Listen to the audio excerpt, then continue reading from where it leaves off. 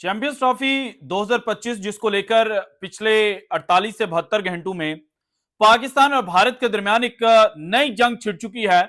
और इसके अंदर भारतीय मीडिया जब भी बात करता है, जब भी मुंह खोलता है, तो उन्होंने यही कहा कि भारत के पास पैसा है और इसी पैसे के बलबूते पर पाकिस्तान से चैंपियंस ट्रॉफी 2025 जो है उसकी होस्टिंग छीन ली जाएगी या फिर पाकिस्तान क्रिकेट बोर्ड को दीवार के साथ लगाकर उनसे जो अपनी डिमांड्स हैं वो बीसीसीआई और आईसीसी मनवाएगा, क्योंकि आईसीसी को जो स्पॉन्सर करते हैं वो भारतीय हैं। और इसी चीज को बुनियाद बनाकर पूरे का पूरा बयानिया जो है वो भारतीय मीडिया और भारत के जो पॉलिटिशियंस हैं, अब तो उनकी भी एंट्री हुई है ना, तो उन्होंने बनाना शुरू किया। लेकिन आज भारत के ऊपर क्यामत गिर गई है।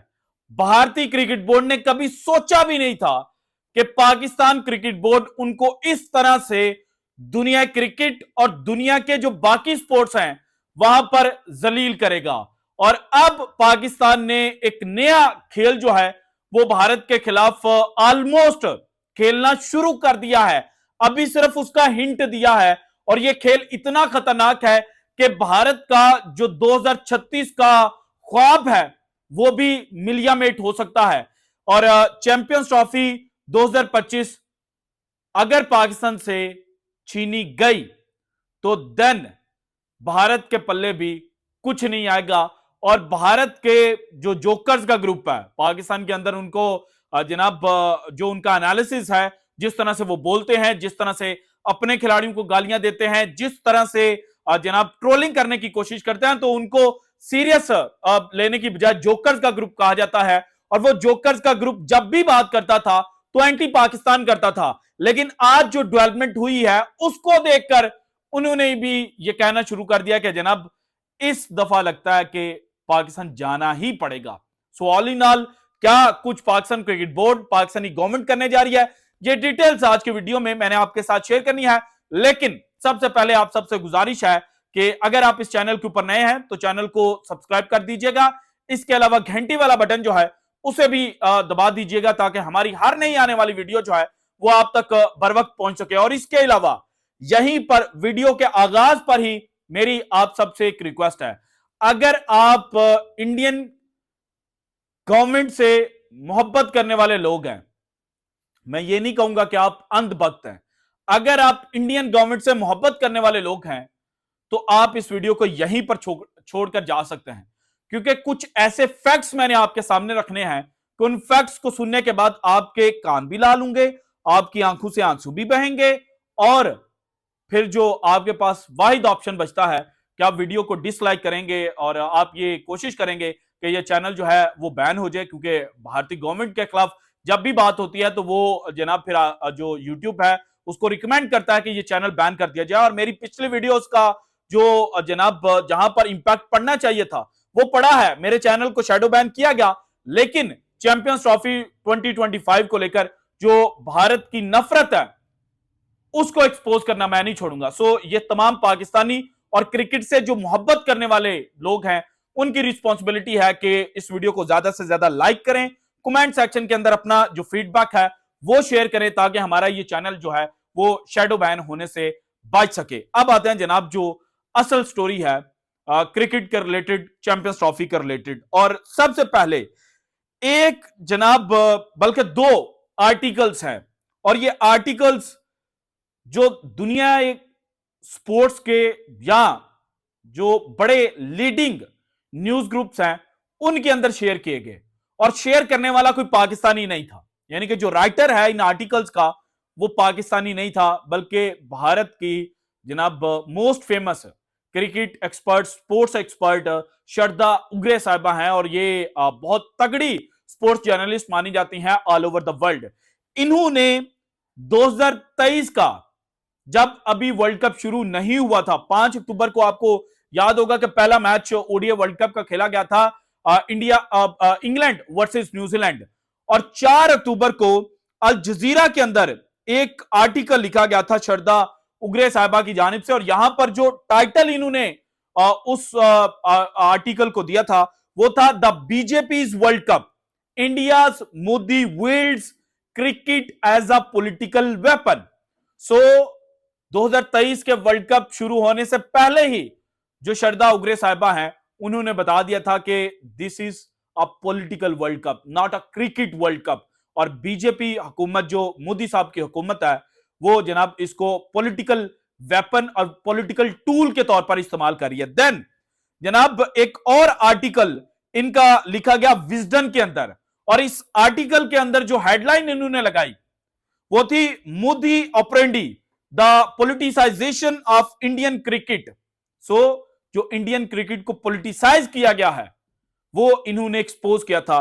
और फिर इसी आर्टिकल के अंदर आगे जाकर जो इन्होंने चीज हाईलाइट की थी वो बड़ी इंपैक्टफुल और दुनिया क्रिकेट को शर्मिंदा करने वाली चीज थी।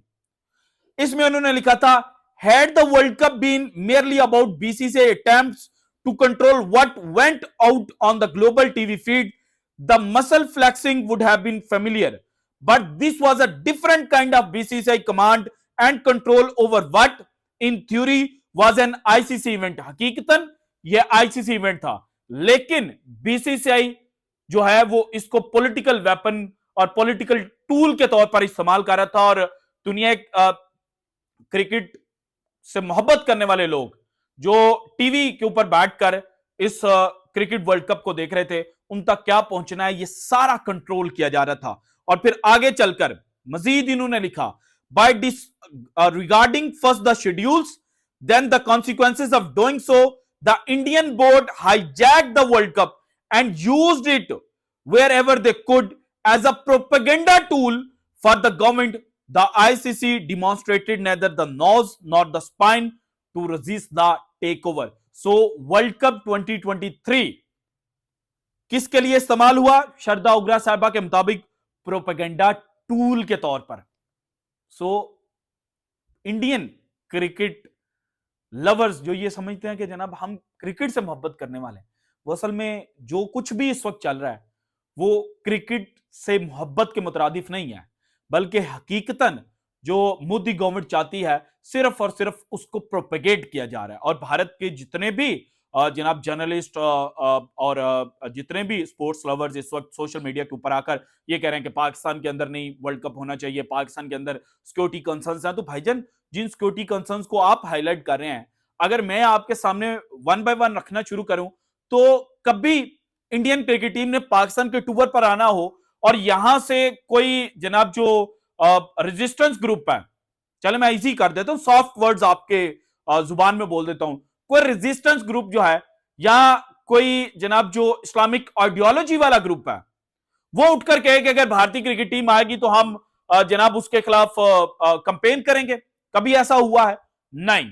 लेकिन अगर भारत की एग्जांपल ली जाए, आरएसएस क्या करते हैं, शिवसेना क्या करते हैं, जब भी पाकिस्तान ने जाना होता है तो जनाब ये धमकियां लगाना शुरू कर देते हैं, पाकिस्तान की सिक्योरिटी कंप्रोमाइज होती है। मुझे याद है एक आर्टिकल लिखा गया था जिसमें जो शिवसेना और आरएसएस है उन्होंने ये कहा था कि अगर पाकिस्तान टीम आई तो जहरीले सांप छोड़े जाएंगे स्टेडियम के अंदर, और फिर 25 से 30 जो जहरीले सांप पकड़ने वाले जनाब जोगी है ना, उनको स्टेडियम के अंदर बिठाया गया था ताकि जहां पर भी जहरीला सांप नजर आए उसको पकड़ लें। देन मैच की जो रात है उस रात को विकेट किसने उखाड़ी थी? क्या पाकिस्तान के अंदर उखाड़ी गई थी? नहीं, वो भारत के अंदर उखाड़ी गई थी। जब शोएब अख्तर ने कंसेक्टिव बॉल्स के ऊपर राहुल द्रविड़ सचिन तेंदुलकर को आउट किया तो किसने स्टेडियम के अंदर आग लगाई? ये एग्जांपल्स आपके सामने हैं। सो ये जो कुछ भी इस वक्त बीसीसीआई कन्वे करने की कोशिश कर रहा है वो सिर्फ और सिर्फ प्रोपेगेंडा है फॉर बीजेपी, इसके अलावा कुछ नहीं है। अब आते हैं जनाब जो पैसों की बात की जाती है, अगर जो आईसीसी के मेन स्पॉन्सर्स हैं वर्ल्ड कप 2024 के, जो 3 टॉप स्पॉन्सर्स हैं वो मैं आपके सामने रखूं तो इसमें जनाब जो इंडियन वेबसाइट है, चलें पाकिस्तानी वेबसाइट भी नहीं उठाता, इंडियन वेबसाइट वन क्रिकेट, इनके मुताबिक जो आईसीसी का सबसे बड़ा स्पॉन्सर है वो है एमिरेट्स, और एमिरेट्स नॉन इंडियन है, इंडियन बेस नहीं है, आपको पता होगा एमिरेट्स जो जनाब परवाजें करते हैं, ये यूएई की कंपनी है। अच्छा, इसको भी स्टैंड करने वाला पाकिस्तान है। ये अलग बात है कि बाद में चीजें कहीं और चली गई, लेकिन एमिरेट्स को स्टैंड करने वाला भी जनाब पाकिस्तान है और पीआईए ने इसको स्टैंड किया। तो मैं उस साइड पे नहीं जाऊंगा, लेकिन जो सबसे बड़ा स्पॉन्सर है, टाइटल स्पॉन्सर, वो एमिरेट्स है, main premiere sponsor.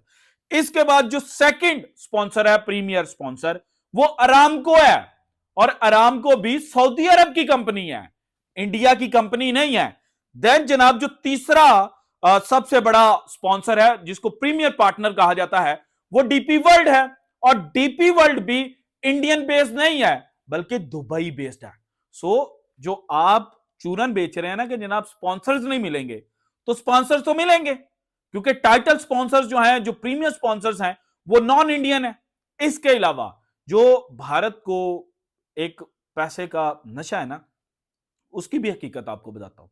Bharat mainly जो आईसीसी को पैसे देता है ना, वो ब्रॉडकास्ट वैल्यू में देता है। और डिज्नी स्टार और इन्होंने जो $3 बिलियन की डील की, वो $3 बिलियन की डील हुई थी आईसीसी इवेंट्स में पाकिस्तान और इंडिया के ज्यादा से ज्यादा मैचेस रखने की। और पाकिस्तान क्रिकेट बोर्ड ने अब चूंकि ये मेक श्योर किया है और ये कहा है, और जो इस दफा पाकिस्तान क्रिकेट बोर्ड ने स्टांस लिया है, उस स्टांस को ही अगर आज देखा जाए, आज की तारीख तक पाकिस्तान ने कहा कि इंडिया के साथ मैच नहीं खेलेंगे, चाहे वो सेमीफाइनल हो, चाहे वो कुछ भी हो। ग्रुप मैच तो बिल्कुल भी नहीं खेलना। ये जो पाकिस्तान और इंडिया को एक ही ग्रुप के अंदर रखा जाता है ना, पाकिस्तान ने कहा निकलो भाई, निकालो हमें, हम नहीं खेलेंगे। देन जो दूसरा चीज पाकिस्तान ने किया कि वहां से गवर्नमेंट ने जो कुछ भी बीसीसीआई को कहा, बीसीसीआई ने आईसीसी को कन्वे किया फॉर्मल और इनफॉर्मल, यानी कि रिटर्न में कुछ भी नहीं दिया।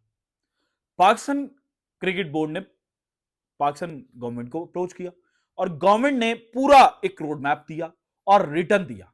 पाकिस्तान ने रिटर्न एक्सप्लेनेशन मांगी। सो यहां पे जस्टिफाई करना पड़ेगा, यहां पे भारत फंसेगा। नंबर 2, जो आईसीसी की रूल बुक है, अगर रूल बुक से चला जाए ना, जिसके चांसेस इंतहाई कम है, मैं ये भी आपको साथ बता देता हूं, लेकिन रूल बुक से चला जाए और पाकिस्तान क्रिकेट बोर्ड किसी ना किसी तरह से जो इंग्लैंड और ऑस्ट्रेलिया है इनको अपने साथ मिला ले, तो देन रूल बुक के मुताबिक इंडिया चैंपियंस ट्रॉफी से बाहर हो जाएगा, अगर वो इसी स्टांस के ऊपर खड़ा होगा कि हमने पाकिस्तान के अंदर नहीं खेलना। क्योंकि 1996 में जब ऑस्ट्रेलिया और वेस्ट इंडीज ने श्रीलंका के अंदर मैचेस खेलने से इनकार किया था, तो वॉक ओवर मिला था। वहां पे एडिशनल हाइब्रिड मॉडल पहले ही था, यानी कि 3 मुल्क उसको होस्ट कर रहे थे, पाकिस्तान, श्रीलंका और इंडिया। सो जो मैचेस श्रीलंका के अंदर थे, वहां पर यह नहीं कहा गया कि ठीक है आप पाकिस्तान के अंदर खेलने, आप इंडिया के अंदर खेलने, बल्कि वॉक ओवर मिले। देन 2003 का जो वर्ल्ड कप था, उसमें कीनिया सेमीफाइनल में पहुंची थी। और दुनिया के क्रिकेट से मोहब्बत करने वाले आज भी हैरान होते हैं कि वो क्या हुआ था, या जिन्होंने क्रिकेट को अभी पोस्ट कोविड स्टडी करना शुरू किया या फॉलो करना शुरू किया, वो हैरान होते हैं कि कीनिया सेमीफाइनल खेला। कीनिया सेमीफाइनल खेला कैसे था, इसके ऊपर तो बात ही नहीं होती।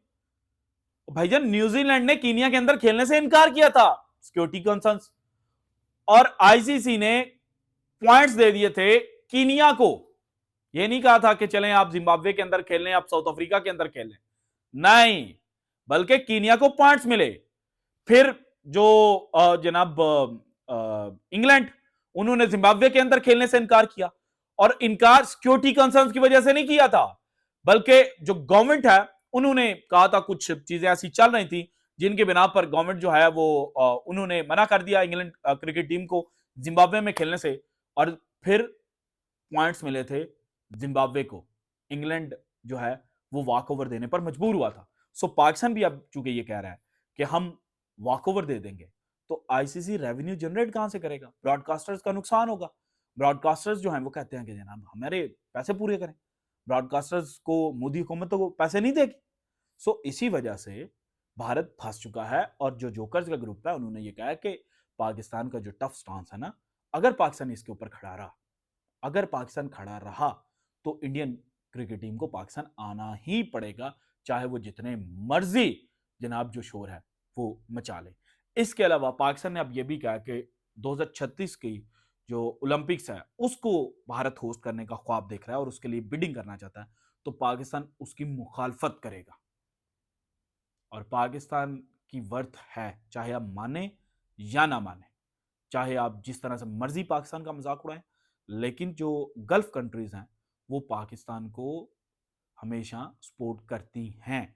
पाकिस्तान और उनके दरमियान कुछ ऐसे रिलेशंस हैं, कुछ ऐसी चीज़ें कॉमन हैं जिसकी वजह से जो गल्फ कंट्रीज हैं वो पाकिस्तान के हक में खड़ी होती हैं। सो इस वजह से पाकिस्तान के लिए खुशखबरी है कि चैंपियंस ट्रॉफी पर शोर मचेगा, चैंपियंस ट्रॉफी पर चीज़ें भारतीय मीडिया किसी और एंगल से पोर्ट्रे करने की कोशिश करेगा, क्योंकि वहां पर बीजेपी की हुकूमत है और बीजेपी गोदी मीडिया को कंट्रोल कर रहा है। तो आपने परेशान नहीं होना। At the end of the day खुशखबरी पाकिस्तान के खाते में आएगी, जिस तरह से अभी भारतीय मीडिया ने खुद जनाब खुशखबरी समूह देना शुरू कर दिया। So this is it from today's episode. अगर आपको वीडियो पसंद है तो लाइक कीजिएगा, साथ ही साथ शेयर कीजिएगा, अपनी कीमती राय का इज़हार लाजमी कीजिएगा। और अगर आपने अब तक चैनल को सब्सक्राइब नहीं किया तो कर दें। शुक्रिया, अल्लाह हाफिज।